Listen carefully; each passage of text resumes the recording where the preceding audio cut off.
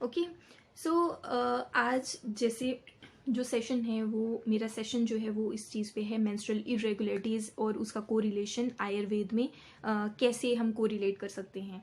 Irregular menses जो है ये टर्म लेकर के, या मेंसेस कम आ रहे हैं, ज़्यादा आ रहे हैं, टाइम पे नहीं आ रहे हैं, ऐसा बोल करके बहुत सारे पेशेंट्स जो है हमारे पास आते हैं। लेकिन उन चीज़ों को उसको कैसे कोरिलेट कर रहे हैं हम आयुर्वेद में, जब हम आयुर्वेदिक ट्रीटमेंट करते हैं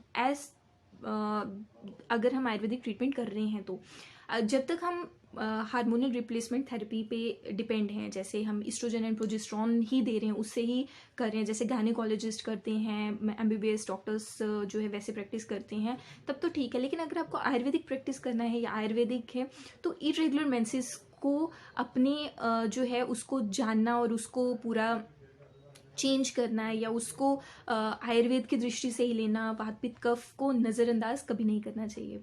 आज जो है वो मैं एक केस स्टडी लेकर के आई हूँ। उस केस स्टडी में मेरे पास जो एक केस आया था, ऑल्दो वो पेशेंट जो है उन्होंने जब मेरे साथ अपना पूरा केस डिस्कस किया, उसके बाद उनका कोई इरादा नहीं था ट्रीटमेंट लेने का, बिकॉज शी वॉज गोइंग दूसरी स्टेट पे। तो उनको एक लगा कि मैं कहाँ पे इतनी सारी मेडिसिन लेके जाऊँगी, या मेरे लिए बड़ा हौच पौच हो जाएगा ये वो। तो उन्होंने, बट मुझे ये केस सीखने के लिए ये मुझे केस बहुत इंपॉर्टेंट लगा।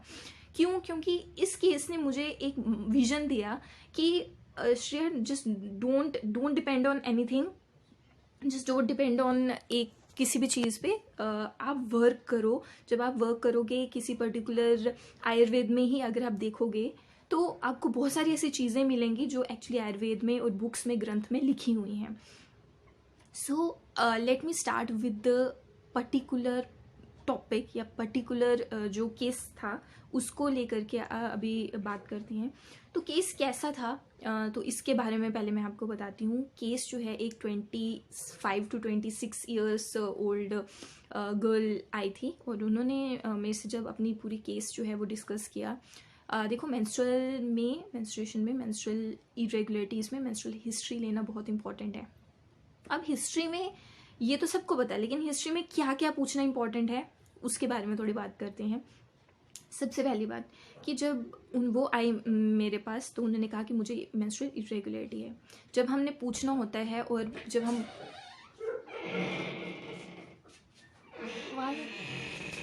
हमने उसमें पूछना है, हाय हर्षाली, तो उसमें हमने सबसे पहले देखना है कि मेंस्ट्रुअल इरेगुलरिटी में कितने दिन जो है वो मेंसेस आ रहे हैं, कितने दिन मेंसेस आएंगे, और कौन सा साइकिल जो है वो कैसे रहता है। ठीक है, साइकिल कितना प्रोलॉन्ग रहता है, क्या वो 28 डेज के लिए का है, या हाय सोनाक्षी, वो 28 डेज का है या प्रोलॉन्ग है। प्रोलॉन्ग होने का मतलब कि 40 डेज बाद, या 30 डेज बाद, या 28 डेज बाद।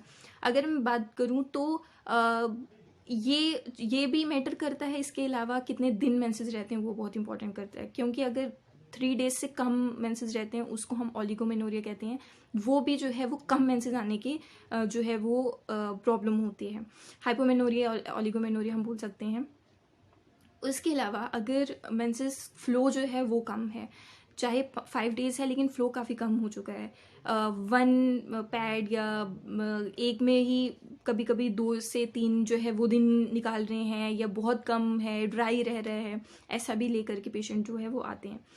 और इस चीज़ को लेकर के इरेगुलर मेंसेस हैं, इरेगुलर मेंसेस जैसे वो केस जो है वो मेरे पास आया, तो उस पेशेंट ने क्या अपनी हिस्ट्री दी। हिस्ट्री पेशेंट आपको कुछ हद तक देगा, लेकिन आपको उससे और हिस्ट्री निकालनी है। ठीक है, जो पहले बात है वो ये है कि इरेगुलर मेंसेस लेकर कि 3 महीने का साइकिल है। 3 महीने के बाद ही मेंसेस जो हैं वो होते हैं, और बीच में, और अगर होते भी हैं तो विड्रॉल ब्लीडिंग होती है। विड्रॉल ब्लीडिंग का मतलब क्या होता है कि जब कोई मॉडर्न गायनेकोलॉजिस्ट है वो जब मेडिसिन देते तो वो क्या देगा, ओसीपीज मीन्स की ओरल कॉन्ट्रासेप्टिव पिल्स, या हम उसको बोल सकते हैं उसमें HRTs होते हैं, that is hormone replacement therapy. हम उसको बोलते हैं कि हार्मोन्स देते हैं, इस्ट्रोजन एंड प्रोजेस्टेरोन, जिससे कि वो हार्मोन्स जो हैं वो ब्लीड करवा रहे हैं। अगर हम मेंसेस की बात करते हैं, जैसे यूरिनेशन पास करना और स्टूल पास करना एक नॉर्मल जो है वो होना चाहिए, एक नॉर्मल प्ले होना चाहिए। ऐसा नहीं होना चाहिए कि हमें यूरिनेशन लाने के लिए कोई मेडिसिन खाने की ज़रूरत पड़े या हमें पेट साफ करने की कोई मेडिसिन की ज़रूरत पड़े। कि नॉर्मल फिनोमेना है, वैसे ही मेंसेस नॉर्मल फिनोमेना है। हमें ऐसा नहीं है कि कोई मेडिसिन लेकर ही अगर मेंसेस आते हैं तो वो कहीं ना कहीं गलत है। सो वो विड्रॉल ब्लीडिंग ही आता है। मतलब आप विड्रॉल ब्लीडिंग कितनी देर तक, आप कितनी देर वो मेडिसिन खाओगे, कितनी देर, ओके ये क्वेश्चन मार्क जो है वो आ जाता है। उसके अलावा नेक्स्ट इज कि उसका जो केस स्टडी में जो था कि मेंसेस जो हैं वो इरेगुलर रहते हैं। मेंसेस इरेगुलर रहने के 3 जो है 3 मंथ्स का गैप, 3 मंथ्स का साइकिल जो है वो बनने लगा था। और उनकी जब प्रॉपर हिस्ट्री ली और प्रॉपर हिस्ट्री में ये देखा कि जो फर्स्ट डे जो है वो मेंसेस काफ़ी लो थे, काफ़ी लेस था। सेकेंड डे जो है वो 4 पैड्स अ डे, और थर्ड डे जो है वो एकदम डिक्रीज़ हो चुका था। वो इतना डिक्रीज़ हो जाता था, इतना डिक्रीज़ हो गया था कि ना के बराबर हम बोल सकते हैं। सो ऐसा क्या है कि ये ओलिगोमेनोरिया की तरफ भी इशारा कर रहा है। मीन्स कि लेस देन मतलब 2 डेज तक या 3 डेज से कम जो है वो मेंसेस रहना, दैट इज़ ओलिगोमेनोरिया या हाइपरमेनोरिया वो हम बोलते हैं। इसके अलावा अगर उनकी जब प्रॉपर और हिस्ट्री ली गई उनके डाइजेस्टिव और उसमें कॉन्स्टिपेशन देखी गई कि उनको कॉन्स्टिपेशन रहती है, और एसिडिटी जो है वो देखी गई कि एसिडिटी भी रहती है, कॉन्स्टिपेशन भी रहता है। और कुछ क्वेश्चंस जो है आपको ज़्यादा पेशेंट नहीं इतना बताएगा क्योंकि उनको खुद नहीं पता होता कि क्या है, लेकिन जो you have to ask more questions like क्या क्लॉट्स होते हैं मेंसेस में, तो शी सेड येस क्लॉट्स होते हैं। उसके बाद पेनफुल है, शी सेड हाँ पेनफुल है। और उसका कलर जानना, मेंसेस ब्लड का कलर जानना बहुत इंपॉर्टेंट होता है क्योंकि ये बहुत चीज़ें सिग्निफाई कर देता है। सो उसका कलर जब पूछा गया तो उन्होंने कहा कि मैंने उनको, क्योंकि पेशेंट को पता नहीं रहता तो आप उनको ऐसे पूछ सकते हो कि कलर कैसे, बोलेंगे हाँ नॉर्मल वो कोई ऐसे नहीं है। बट अगर आप उनको पर्टिकुलर बताओगे क्या थोड़ा ब्लैकिश होता है, व्हेन आई आस्क्ड क्या हाँ क्या कुछ ब्लैकिश होता है, शी सेड येस ब्लैकिश होता है। और थोड़ा डार्क कलर है और ब्लैकिश है, ऐसा बताया। इसके अलावा एक और क्वेश्चन था जो मैंने पूछा, लेकिन वो पहले डिस्कस करके कि आयुर्वेद में कैसे कोरिलेट किया, उसके बाद मैं बताती हूँ कि मैंने वो क्वेश्चन जब पूछा तो शी सेड येस। ओके, तो अब मैं कोरिलेट कैसे किया, कहाँ से किया, ये भी सबसे बड़ा सवाल होता है कि आयुर्वेद में कहाँ से कैसे। सो मेरे पास बुक है, ये सभी के पास बुक रहती है, और ये बुक है और कुछ नहीं, दिस इज़ स्त्री रोग जो सबके पास रहती है, प्रेमवती तिवारी। ओके, इसमें बहुत ब्यूटीफुली और बहुत अच्छे से दिया हुआ है।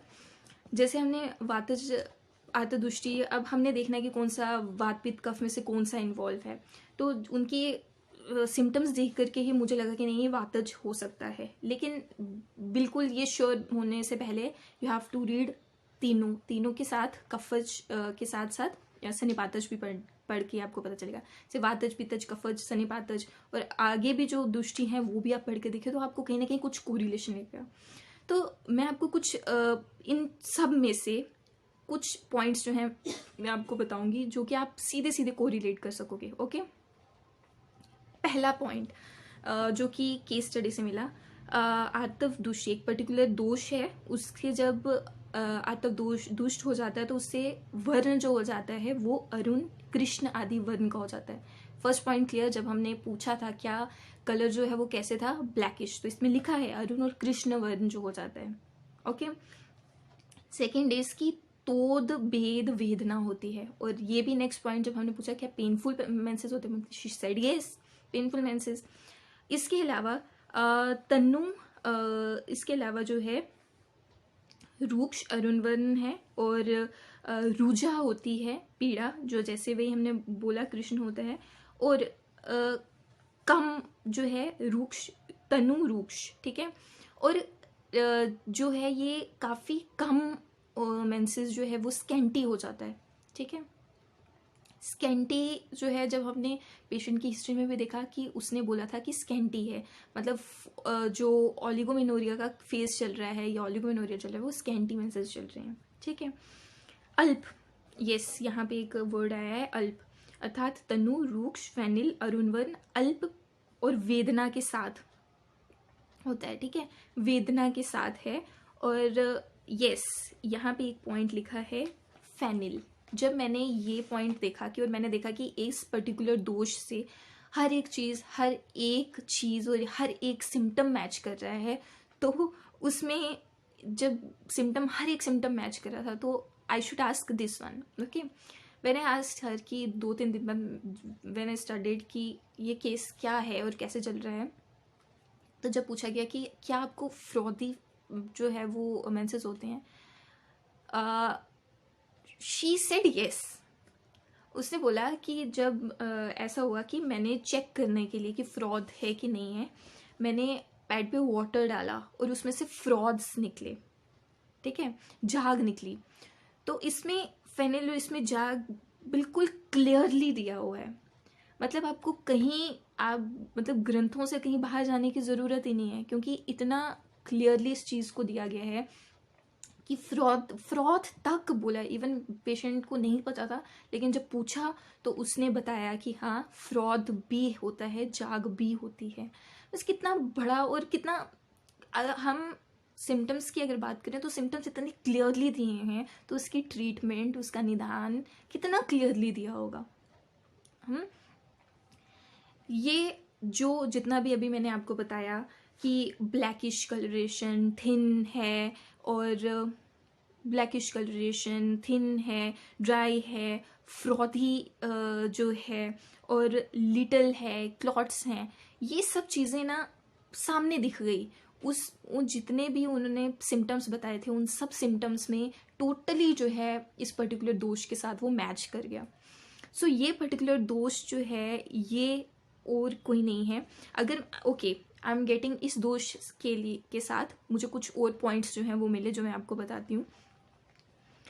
On the basis of this Artavdushti, oligomenorrhea associated with dysmenorrhea is caused. So oligomenorrhea हमने देखा कि oligomenorrhea भी पेशेंट को था, और dysmenorrhea जब उसने बोला कि मुझे बहुत कष्ट या बहुत पेनफुल मेंसेस होते हैं, तो वो भी मैच कर रहे हैं। कितना क्लियरली इस चीज़ को देखा है, हम कितने आराम से कोरिलेट कर सकते हैं अगर हमने हर एक दोष को अच्छे से जो है वो देखा हुआ है। ये दोष जो है ये आतव दुष्टि और कुछ नहीं है। ये दिस इज द फर्स्ट आतव दुष्टि, दिस इज वातज आतव दुष्टि। सो वातज आतव दुष्टि का मीन्स कि हमने को रिलेट करके और उसको प्रॉपर जब हमने कोरिलेशन की पेशेंट के सिम्टम्स को वात पित्त कफ दोषों से देख करके, तो हमें मिला कि ये और कुछ नहीं, ये आतव दुष्टि है, वातज आतव दुष्टि।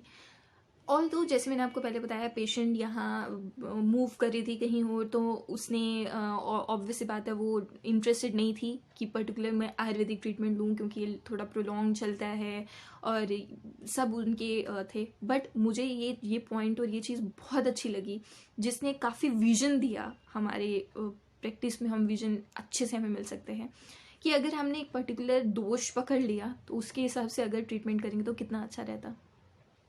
अगर हम उनकी ट्रीटमेंट करते, या अगर हमारे पास ऐसा कोई पेशेंट आता है या किसी आसपास कहीं मिलता है, तो हम कैसे उसके कर सकते हैं, तो हम इसमें बहुत आराम से उसकी ट्रीटमेंट कर सकते हैं। इवन हमारे पास जो है वो पर्टिकुलर दोष के हिसाब से हम उसकी ट्रीटमेंट कर सकते हैं। कि वात से रिलेटेड जितने भी दोष हैं, ये वात जो है अपान वायु की, अगर हम बोल सकते हैं पर्टिकुलर अपान वायु की बोल सकते हैं, हम उसकी ट्रीटमेंट जो है वो कर सकते हैं यहाँ पे। तो इसकी ट्रीटमेंट में क्या चिकित्सा सिद्धांत की अगर हम बात करें कि वातज में हम क्या कर सकते हैं, तो वातज की चिकित्सा जो है उसमें है कि वातज आतुदुष्टि की चिकित्सा जो है, मैं कहीं से नहीं बोल रही हूँ, मैं बुक से बोल रही हूँ, और बुक में सब कुछ दिया हुआ है, सब कुछ। और वातज आतुदुष्टि जो है, इसमें शमनार्थ के लिए स्निग्ध उष्ण अम्ल और लवण द्रव्य जो है प्रयोग करते हैं, ठीक है। स्निग्ध की अगर बात करते हैं, आजकल जैसे डाइटिंग वगैरह का बहुत प्रचलन है, तो डाइटिंग में ड्राई फूड्स लेते हैं कि हाँ फैट रिड्यूस करने हैं, ड्राई फूड्स लेंगे, हर चीज़ में ड्राई ही फूड लेने हैं।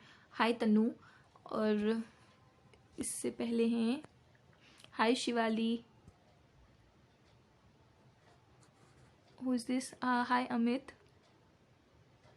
हाय Sonakshi, hi Harshali, hi Pratibha, hi Abhishek. Okay. So अगर हम वातज दुष्टि की बात कर रहे हैं, वातज दोष की बात कर रहे हैं, तो वातज दोष में, वातज आतव दोष में कुछ नहीं है। हम उसके हिसाब से जो है चिकित्सा सिद्धांत जो है वो हम ले सकते हैं।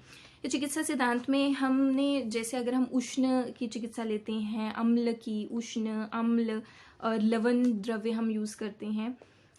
जैसे मैं बात करती डाइटिंग करते हैं, जब ज़्यादा डाइटिंग करते हैं तो उससे क्या होता है कि स्निग्धता जो है, फैट नहीं लेना, जैसे घी नहीं खाना, घी, बटर। तो घी जो है वो बहुत एक इम्पॉर्टेंट रोल प्ले करता है जब मेंस्ट्रुएशन जो है इरेगुलरिटी होती है। तो कैसे हम उसको ले सकते हैं या क्या कर सकते हैं, ये उस चीज़ में आता है। तो हम इसमें स्निग्ध चीज़ जो है वो हम डाल सकते हैं, ऑलिएशन कर सकते हैं। उसके अलावा हम इसमें उष्ण चिकित्सा में आएंगे। उष्ण चिकित्सा जो है, उष्ण चिकित्सा में कौन कौन से आते हैं, जैसे नागर है, पिपली है, मुस्ता, बहुत सारे जितने भी हैं वो। इसके अलावा अगर हम बात करें तो वात को हरने के लिए, वात के लिए सबसे बेस्ट जो है वो चिकित्सा होती है बस्ती। यस, बस्ती। इसमें जो बस्ती है वो कौन सी बस्ती जो है वो दी जानी चाहिए, निरू बस्ती। सो निरू बस्ती अगर हम देते हैं प्रॉपर तो ये काफ़ी जो है वो ठीक हो सकता है। तर्पण के लिए अम्ल द्रव्य बहुत अच्छा तर्पक है, सो हम उसको दे सकते हैं। अगर हम बात करें पर्टिकुलर मेडिसिन्स की या पर्टिकुलर मेडिसिन्स, मैं पेटेंट मेडिसिन्स नहीं बोलती हूँ, मैं क्लासिकल मेडिसिन अगर वो बोलूँ तो क्लासिकल मेडिसिन में आती है जैसे शतावरी, घृत है, शतावरी आते हैं। इसमें घृत क्यों इम्पोर्टेंट है, घृत फॉर स्नेहन। और योग राजगूगल है, चंद्रप्रभा वटी है, और इसके अलावा शतपुष्पा तेल है, बस्ती में अनुवासन बस्ती है, और पुपाक है। सो इसमें सब चीज़ें, या चंद्रप्रभा वटी की बात करते हैं तो यस, ये सब चीज़ें जो हैं वो आती हैं। सो आर्तव दृष्टि के लिए जैसे हमने ये देखा, yes, my all topic and it is covered and clear. इन सब चीज़ों से हमें क्या सीखने को मिलता है, यह कि अगर हम कोई भी पर्टिकुलर ब्रॉड एक सिम्टम लेकर के पेशेंट आता है तो हम उसको लाइटली ना लें, उस पर्टिकुलर की केस स्टडी ज़रूर करें। क्योंकि इस चीज़ ने जैसे मुझे एक विजन दिया कि हाँ, अगर ऐसे से पर्टिकुलर सिम्टम लेकर के कोई पेशेंट आता है तो उसको हम किसी पर्टिकुलर दोष में हम उसको डाल करके हम उसके दोष की जो है वो ट्रीटमेंट जो है वो कर सकते हैं। सो ये उतना ही ज़्यादा इम्पॉर्टेंट है, क्योंकि दोष का अगर हमने जान लिया तो दोष के हिसाब से ट्रीटमेंट करेंगे तो डेफिनेटली रिजल्ट्स मिलेंगे। और वो withdrawal symptoms and withdrawal bleeding जो है वो नहीं रहेगी, एक पर्टिकुलर जो है वो साइकिल बनेगा। मतलब कि हम उस पर्टिकुलर हेतु या निदान जो दोष कॉज कर रहा है उसी के अकॉर्डिंग चलेंगे। सो इसी के साथ thank you so much for listening, bye bye, and thank you to each and everyone जिन्होंने जो आए एंड सुना, जिन्होंने, thank you so much, have a nice day.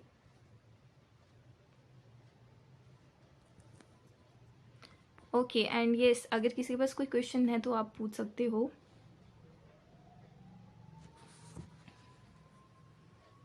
Hi Ujjwal, hi Shivali.